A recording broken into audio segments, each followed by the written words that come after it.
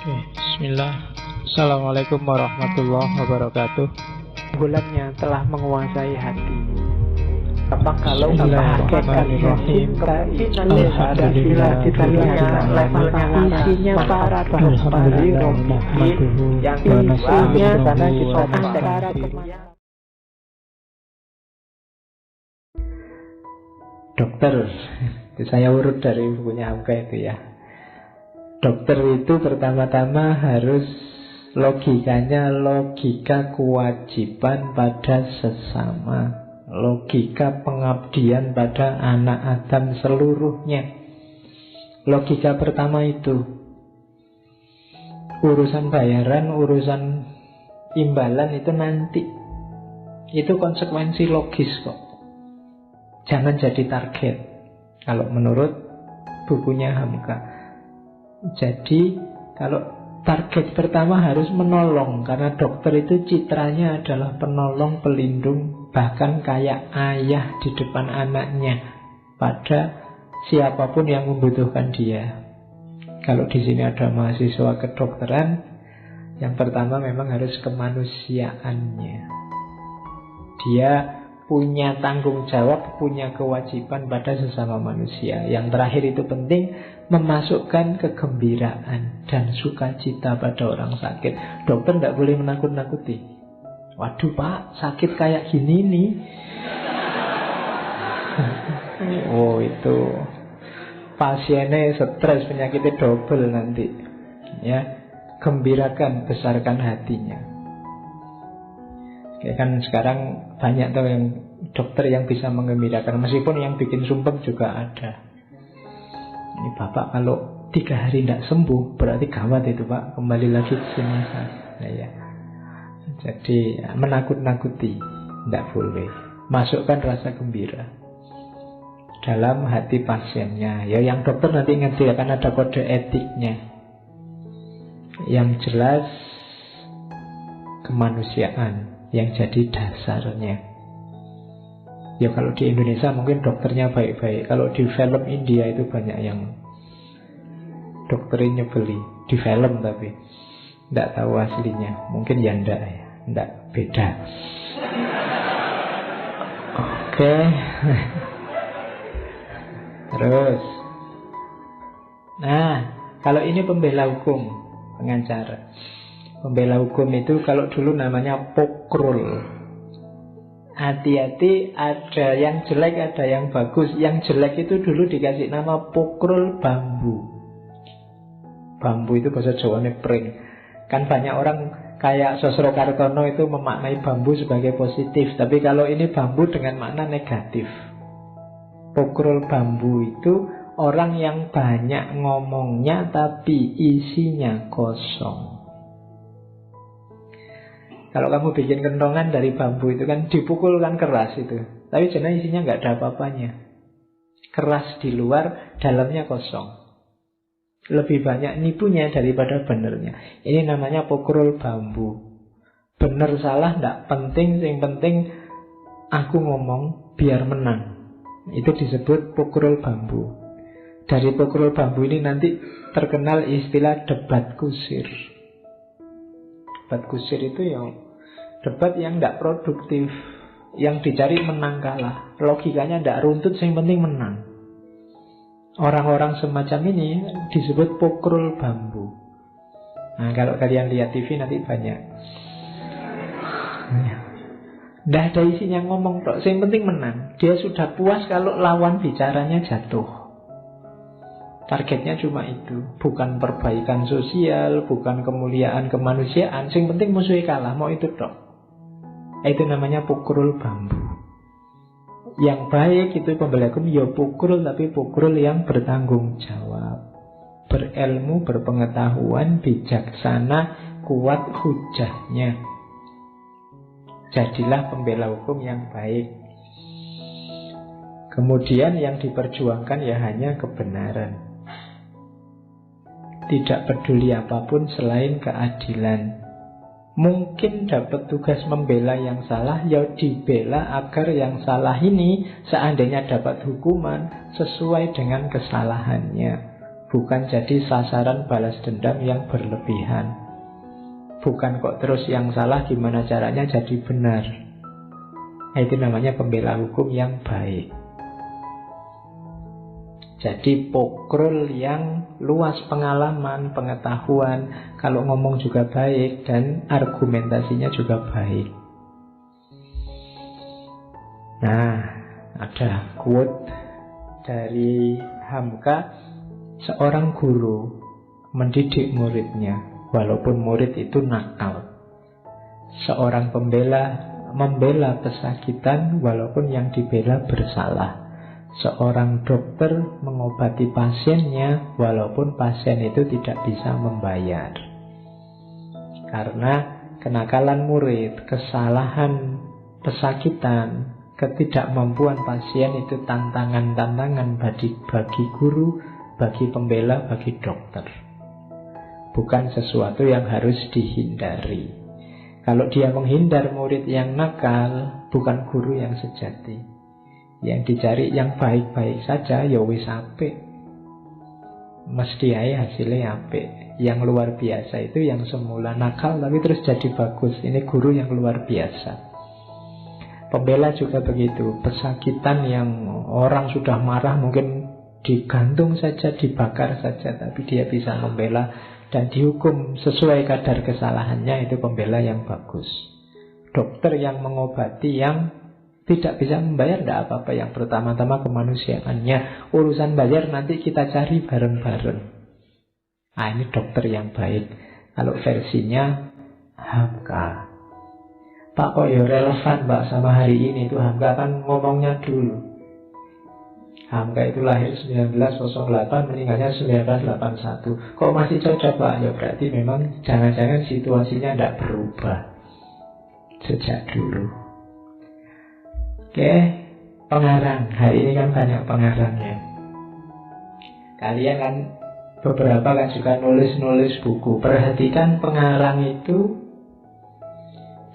karakter-karakter ini.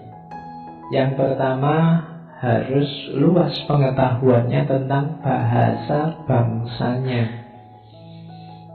Kalau kalian berarti bahasa Indonesianya harus bagus. Makanya Hamka itu kan tulisannya enak karena pinter dalam bahasa Indonesia. Hari ini kan kalian banyak dituntut pinter bahasa asing, padahal bahasa Indonesianya belum pinter juga. Akhirnya bahasa asingnya gak terlalu bagus, bahasa Indonesianya apalagi. Padahal katanya Hamka, bahasa bangsamu itu nomor 1 kan. Lebih dulu kamu harus pinter nulis bahasa Indonesia. Kalau bahasa Inggris ya kejarlah itu kalau mampu. Kalau tidak bisa ada Google Translate, nggak usah khawatir. Tapi kalau bahasa Indonesia ini kamu wajib. Kalau kamu bilang, Pak mohon maaf saya bahasa Inggris tidak terlalu bisa, orang maklum kamu memang orang Indonesia. Tapi kalau bahasa Indonesia, saya bahasa Indonesianya tidak bisa Pak, itu orang susah maklumnya. Lah kamu orang Indonesia, harusnya lebih pintar bahasa Indonesia dibandingkan bahasa asing. Secara logis begitu. Yo belajar. Harus luas pengetahuannya tentang bahasa bangsanya. Yang kedua, pengarang itu, ini istilahnya Hamka ya, kaya simpanan otaknya. Isi kepalamu harus kaya. Pengarang kok isinya sedikit, tidak pernah baca, itu alamat. Begitu kamu ngadep laptop, bingung dewe iki nulis apa terusan. Nah itu berarti simpenanmu kurang banyak. Kadang-kadang mulai saja kan kamu bingung, ini dimulai gimana ya Pak? Kamu kadang-kadang, saya materinya ada Pak, cuma mulainya itu gimana? Bahasa basinya gimana? Lu yang nyuruh kamu bahasa basi itu siapa? Ya tulis saja yang ada di kepalamu tadi. Nanti tipis Pak. Lu yang targetnya kan apa yang ada di kepalamu diomongkan, bukan tebal tipisnya. Ya nanti kalau kurang tebal ya gampang, spasinya direnggangkan. Bukan tebal-tebal sendiri, fontnya dibikin 30 apa berapa ya. Nanti kan tebal. Sering mahasiswa kan begitu, kalau disuruh bikin makalah susah kok bikin tebal. Jadi poinnya kan yang penting kena, bukan tebal tipisnya. Nah itu nanti tergantung pada simpanan otakmu kaya apa tidak. Lidahnya fase, itu berarti pinter, punya gaya bahasa, dibaca jadi enak, kalau ngomong jelas, punya gaya sendiri. Kemudian kayak tadi ya, mahir mengungkapkan kesedihan atau kegembiraannya. Penulis yang bagus itu, yang baca itu ngerti, ini konotasinya sedih, ini konotasinya senang. Itu bisa. Kadang-kadang kan orang nggak ngerti, ini harus dibaca sambil semangat, meskipun tidak ada perintah dalam tanda kurung, baca dengan semangat. Tapi orang bisa langsung paham ini, kamu jadi bersemangat begitu membaca. Itu pengarang yang bagus. Kayak kamu baca Laila Majnun itu kan kadang membaca pertama kamu nangis.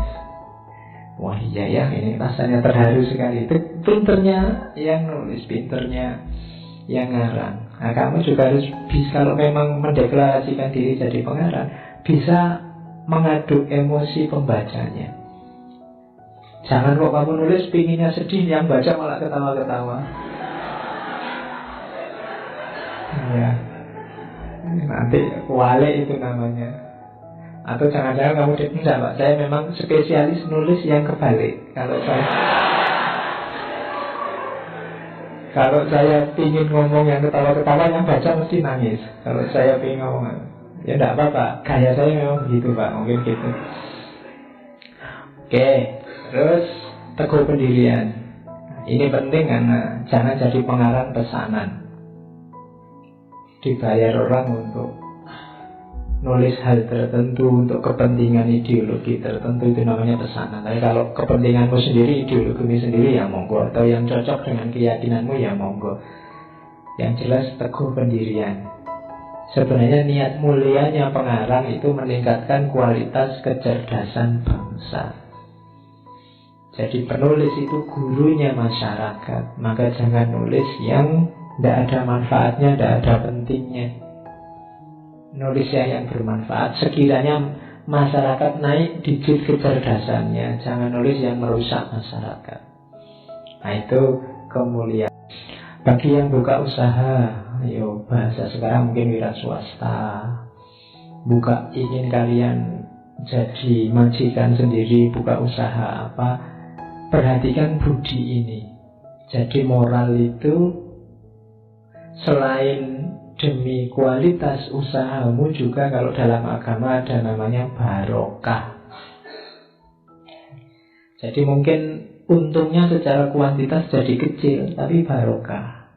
Untungnya kecil, manfaatnya lebih besar daripada kuantitasnya. Yang kamu rasakan dalam hidupmu atau dalam hidupnya orang lain, itu namanya barokah. Di antara jalannya agar usahamu barokah, penuhi budi-budi ini, akhlak-akhlak ini kalau menurut Hamka. Yang pertama ilmu, itu pasti ya. Kalau tidak ada ilmu ya tidak mungkin kamu buka usaha. Jangan nekat, tidak ngerti ilmunya. Kalau main komputer, main HP tidak bisa, ya jangan buka usaha reparasi handphone. Itu namanya bunuh diri. Ya, jadi harus tahu ilmunya. Yang kedua, percaya diri, pasti ya. Harus pede. Kalau masih ragu-ragu, dimantapkan lagi niatnya dan kepercayaan dirinya. Yang ketiga, niat, kemauan. Yang keempat, manajemen waktunya diperbagus. Yang kelima, fokus. Kenapa banyak usahamu yang mungkin di antara kalian sekali dua kali pernah bikin usaha apa, biasanya tidak fokus, manajemen waktunya tidak bagus. Kemudian yang selanjutnya, jujur, itu pasti ya, dan amanat. Menjaga kualitas, memahami keinginan orang banyak, ngerti yang diinginkan pasar. Promosi juga tidak usah ragu-ragu, dan pintar melayani. Jadi ini untuk orang-orang yang ingin buka usaha, yaitu penjelasan tiap subnya banyak, silahkan dibaca sendiri. Bukunya kelihatannya bisa kamu di Google Book juga ada, beli tapi ya. Iya loh, kamu boleh gratis terus. Kayak gini mungkin kamu lumayan, tidak usah baca bukunya Pak, dengerin ngaji ini selesai. Ya, dibacalah demi tadi barokahnya ilmu. Oke, kalau memang ingin serius mengkaji ini ya dikaji, dicari bukunya, ya pinjam-pinjam di perpus, kelihatannya juga banyak. Terus kalau pedagang ini jangan spekulasi. Spekulasi itu ya kayak kamu borong semua terus kamu timbun. Besok kalau sudah barang langka kamu keluarkan sehingga harganya mahal, itu tercela. Jangan bersentuhan dengan uang palsu. Yang palsu-palsu tidak terpuji di ranah apapun. Uangnya palsu, barangnya palsu, orangnya palsu, itu pasti tidak barokah. Jalur yang jelek, mungkin kamu dapat sesuatu kan. Kamu sering kadang-kadang ditelepon orang nipu, WA-mu dibajak untuk nipu, itu kan kita sumpek dengan itu. Orang yang melakukan penipuan merasa asing, penting untuk duit, beres. Tapi hidup kita tidak sesederhana itu sekedar dapat uang. Ada namanya manfaat dan barokah. Mungkin kamu dapat uang banyak, tapi kalau tidak barokah, tiba-tiba kamu sakit, sebanyak apapun uang hanya habis untuk pengobatan. Itu namanya, orang menyebutnya tidak barokah. Jadi jangan hanya mengejar kuantitasnya. Wah, kalau saya punya uang 1 miliar Pak, apa saja saya beli. Kamu dapat 1 miliar terus masuk penjara. Apa yang mau kamu beli, kamu di penjara. Nanti hartamu disita semua, tidak cuma yang 1 miliar itu, akhirnya semuanya habis. Itu namanya tidak barokah. Jadi jangan hanya mengejar kuantitas, jangan bersentuhan dengan yang palsu-palsu. Termasuk kata-kata palsu. Kata-kata palsu itu memuji berlebihan, mencela berlebihan. Itu palsu. Nyatakan kalau ada cacat apa adanya, jangan curang, jelaskan harga resminya. Mungkin kalau kamu mau jujur, ya saya ngambil untung sekian, harga pasarnya sekian. Oke, itu budinya pedagang. Kalau ini insya Allah kalian pahamlah dengan membaca satu kalimat. Kalau ini guru, ini kan akademisi semua. Guru punya beberapa budi penting. Yang pertama yang saya catat dari tulisannya Hamka, jangan merasa ilmumu sudah tinggi bidang apapun, meskipun mungkin kamu besok sudah profesor. Karena begitu kamu merasa ilmumu sudah cukup atau sudah tinggi, kamu akan berhenti. Sementara ilmu itu berkembang, dunia ini berubah. Sementara yang kamu tahu hanya sebatas kemampuanmu, sebatas pengalamanmu, yang pasti tidak sempurna. Maka jangan pernah kamu merasa ilmumu sudah cukup tinggi. Kalau kamu merasa tinggi sehubungan, iya sih Pak, tapi saya merasa kalau dibandingkan dia, saya lebih tinggi. Itu pun jangan, karena itu menunjukkan bahwa kamu sedang takabur, kamu sedang sombong. Kamu lebih tinggi dari dia, siapa berani jamin? Ya kan? Mungkin di bidang ini kamu lebih tinggi, tapi di bidang yang lain dia lebih tinggi. Itu kan kayak cerita dalam sufi antara tukang perahu sama ahli bahasa. Ini di Masnawi juga ada. Jadi kan ahli bahasa ini sudah sombong. Suatu ketika ahli bahasa ini naik perahu, diantar oleh tukang perahu jalan-jalan ke tengah laut. Kemudian ngobrol berdua. Bapak ngerti nggak yang dimaksud kalimat majmu itu apa? Nggak ngerti. Gimana Bapak? Sudah tua gini kalimat majmu aja nggak ngerti. Bapak ngerti nggak yang disebut peribahasa itu apa? Apa saya nggak ngerti. Alah Bapak ini sudah tua, peribahasa aja nggak ngerti. Umurnya dihabiskan untuk apa sepanjang ayat ini? Terus ada badai, kapalnya Mau terbalik, gantian tukang perahu. Bapak bisa berenang lah? Tidak bisa. Oh ya. Ya, tukang perahunya tidak marah, cuma ya selamat tinggal kalau gitu Pak, karena ini sebentar lagi tenggelam. Ya. Jadi tidak, kemampuanmu sepinter-pintermu paling kan di bidangmu, di bidangnya orang lain mungkin kamu tidak tahu apa-apa. Jangan merasa lebih tinggi dari siapapun. Bahkan di bidangmu sendiri jangan merasa sudah cukup. Terus luaskan pergaulan. Karena ilmu itu ya butuh dukungan yang lain. Kalau di sekolah, di kampus ya dengan wali, dengan mahasiswa, murid yang lain, dengan guru yang lain, dengan masyarakat, harus luas. Terus kalau yang kedua luas, yang ketiga luas. Bisa bergaul dengan siapa saja. Jangan milih-milih, jangan merasa elit. Kalau kamu pulang kampung besok jangan merasa wah sarjana ya. Terus kalau ngomong orang tak kampung tidak paham belas. Ya. Kamu pakai bahasa tinggi-tinggi, menjelaskan santai-santai, kamu terus tanya, ini hermeneutiknya bagaimana?